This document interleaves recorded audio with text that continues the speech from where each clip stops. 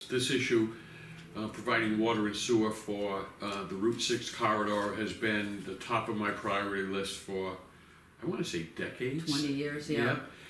Just a little background, born and raised myself, as my dad before me, in the north end of Westport, right around Route 6.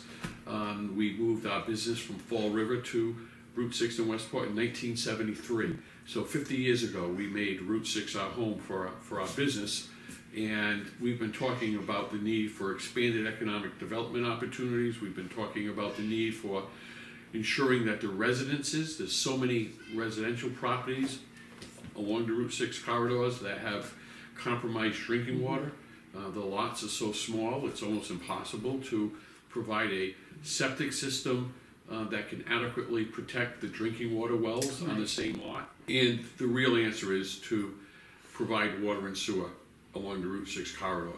This proposal that we are hoping the voters will vote yes on would provide the main spine, the trunk line, right down Route 6 from the Fall River line all the way to Dartmouth, so that in the future we can do neighborhoods and ensure that whether the folks along, Crane Street, the Berrimans, the Oz, what we would call a Railroad Park, what we would call Greenwood Park, what we would call the Westport Factory neighborhood, that those neighborhoods can all tie in to the line.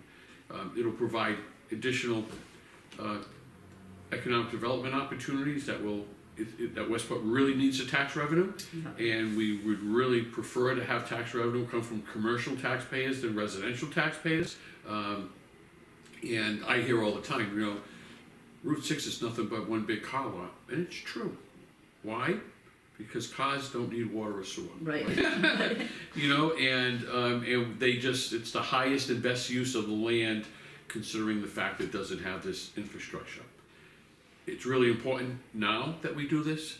We have the Bipartisan Infrastructure Act. There are trillions of dollars of infrastructure dollars here in Massachusetts. We need to take advantage of that.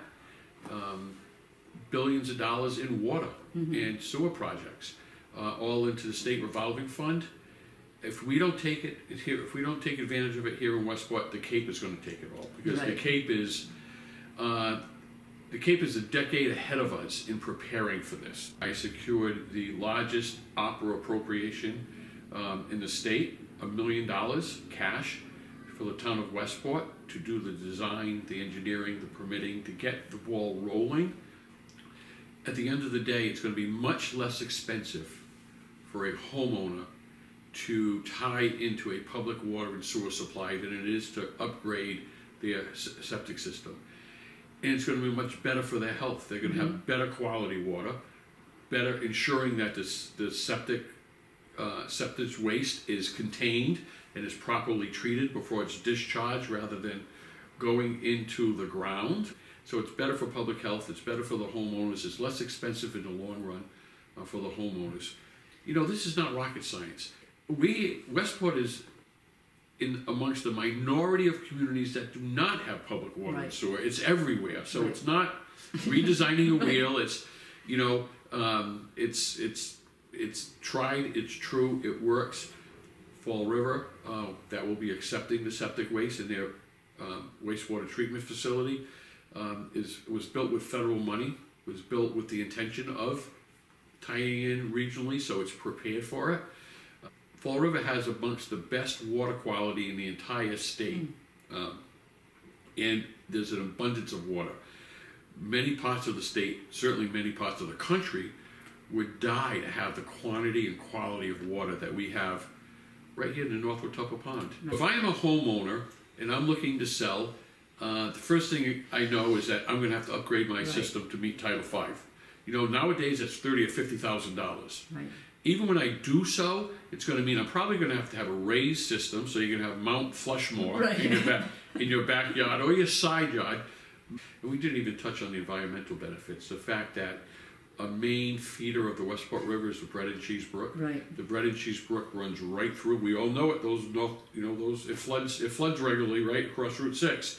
The Bread and Cheese Brook flows right through there, picking up all the nutrients off from road runoff, also from septic systems, and cesspools throughout the corridor, and that all just feeds into the Westport River. Right. And we, that's our most precious natural resource. The most important asset is people. Let's protect the people. Let's protect their health. Let's ensure that they have good, clean water to drink, that their properties are protected, their investments in their homes are protected, and then the next most important natural resource is the river. Let's ensure that's protected also.